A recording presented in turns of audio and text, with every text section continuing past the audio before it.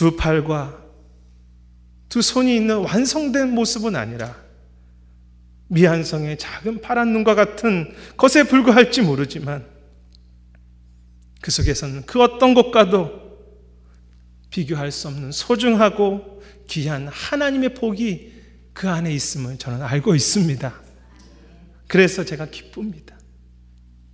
그래서 제가 춤을 추고 싶습니다.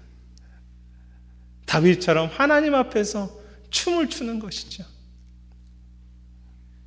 여러분도 그러시지 않습니까?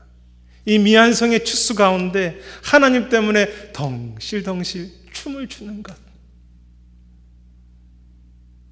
그것이 바로 미안성 속에서 하나님 앞에 예배드렸던 77절의 축제였습니다. 그 기쁨을 누가 빼앗아가겠습니까? 그런데 이렇게 하나님께 그 하나님의 손길을 발견함으로써 감사와 즐거움을 경험했던 이 77절은 하나님께 드리는 것만으로 끝나지 아니하고 이웃을 향한 나눔으로 이어지는 것을 볼 수 있습니다. 모든 절기에 마찬가지겠죠. 특별히 11절 말씀에 보면 이렇게 기록되어 있습니다. 너와 내 자녀와 노비와 내 성중에 거하는 레위인과 너희 중에 있는 객과 고아와 가부와 함께 즐거워하라고 말씀하십니다. 그래서 곡식의 추수를 할 때 이삭까지 다 거두지 않고 가난한 자들과 과부들이 이삭을 줄 수 있도록 배려하는 풍습이 있었습니다. 그 밀레가 그린 이삭을 줍는 여인들이라는 그림을 혹시 기억하십니까? 가난한 여인 3명이서 추수 때 들녘에서 이삭을 줍는 모습. 가난한 그 삶을 잘 이해할 수 있는 그림이죠. 이렇게 가난한 자들에 대해서 이삭을 줍게 하는 배려는 성경만이 아니라 밀레가 살던 그 근대까지도 유럽에서 지켜지던 풍습이었습니다. 생각해 보십시오. 과부나 노비나 객이나 고아는 참 미래가 없는 사람들입니다.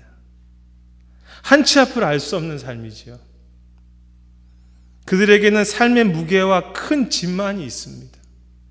그런데 그들에게 음식을 나눠주며 그들에게 이삭을 나눠주며 그들도 함께 즐거워하라고 하신 것입니다. 하나님께서 그들에게 소망을 주고 계십니다. 가장 미래가 두렵고 소망이 없는 자들에게 미래를 향해서 소망을 품을 수 있도록 그 소망을 회복시켜 주고 계신 것입니다.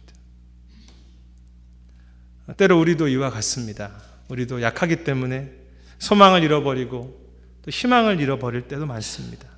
그런데 하나님은 이 축제를 통해서 소망이 없는 약한 자들에게 다시 새로운 소망을 불러일으키고 계신 것입니다.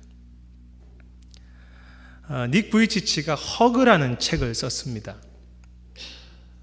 그는 두 팔과 두 다리가 없기 때문에 사람들을 안아줄 수 없지만 강연을 하는 곳곳마다 끝나고 나면 사람들을 이렇게 안아주었습니다.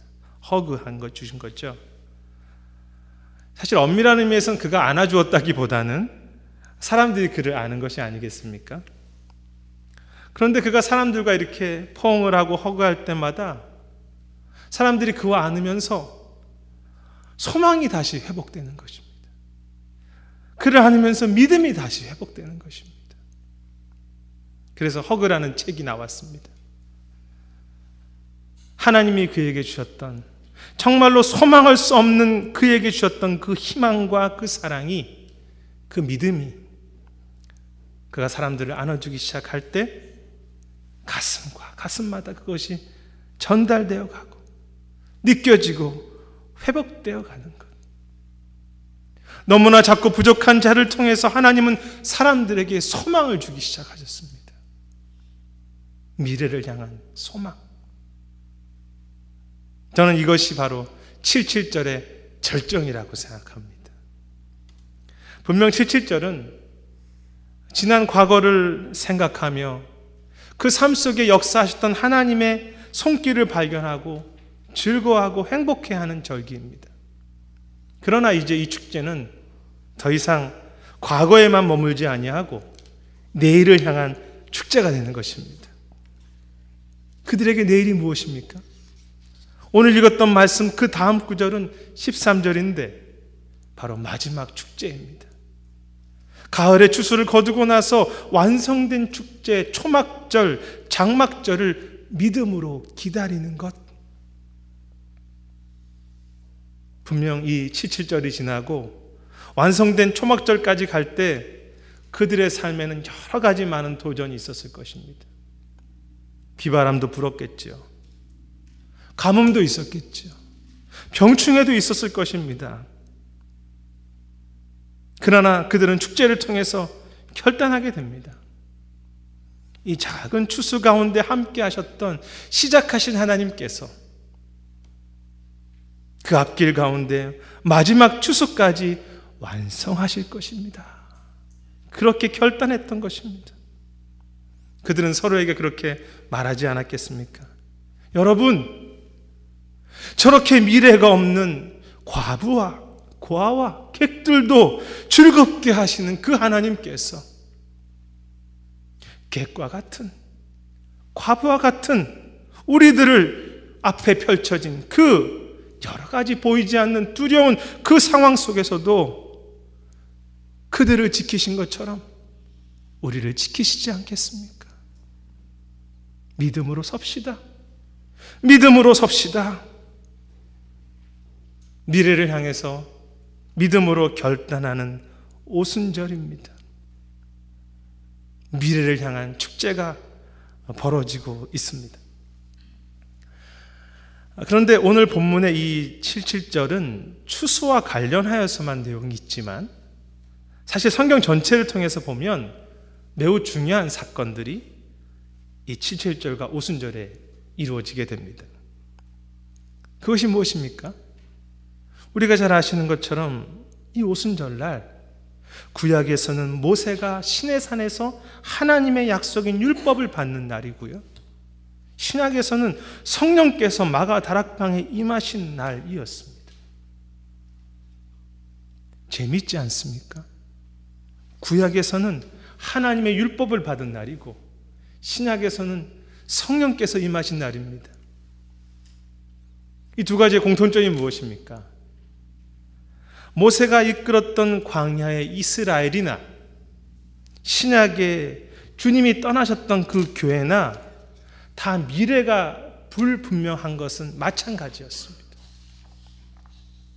아직 국가도 제대로 이루어지지 못한 광야의 이스라엘이었습니다. 그들은 광야에서 더운 태양과 물과 음식과 많은 가나안의 적들과 싸워야만 했습니다. 교회는 어땠습니까? 주님이 승천하시고 나서 바로 직후 제자들은 오합지졸이었습니다. 이단은 심했고요, 로마의 박해는 컸습니다. 이제 얼마 안 남은, 얼마밖에 없는 그 작은 자들이 이 세상이라는 큰 벽과 맞닥뜨리고 있는 것이 초대교회의 상황이었습니다. 그들 모두에게 아무런 미래에 대한 보장이 없었습니다. 그런데 하나님은 마치 첫 열매를 주심으로 마지막 장막절을 믿음으로 약속하셨던 것처럼 모세에게는 율법을 주심으로 내가 너희들과 함께 할 것이다. 교회에게는 성령을 주심으로 그들에게 약속하시고 또 약속하시는 것이죠. 내가 너희와 함께 할 것이다. 두려워하지 말라. 나의 약속을 의지하라. 너희가 교회를 이끄는 것이 아니라 성령께서 교회를 이끄시고 내가 교회의 주인이면 내가 붙들 것이다 라는 약속으로 성령을 내려주셨습니다. 그리고 말씀하시는 것이죠. 사랑하는 자들아, 믿음으로 서라. 믿음으로 서라. 작은 자들의 축제였습니다. 오순절은 작은 시작을 하는 이들의 축제였습니다. 그래서 성경과 기독교 역사를 보면 이렇게 작고 연약한 자들이 다시 믿음으로 서고 다시 믿음으로 섬으로 하나님의 완성된 그 추수의 역사를 이루어가는 그런 이야기들로 가득 차 있습니다. 그리고 하나님은 우리들을 오늘도 그 길 가운데 두고 계십니다. 믿음으로 미래의 완성된 축제를 추수를 바라보는 것.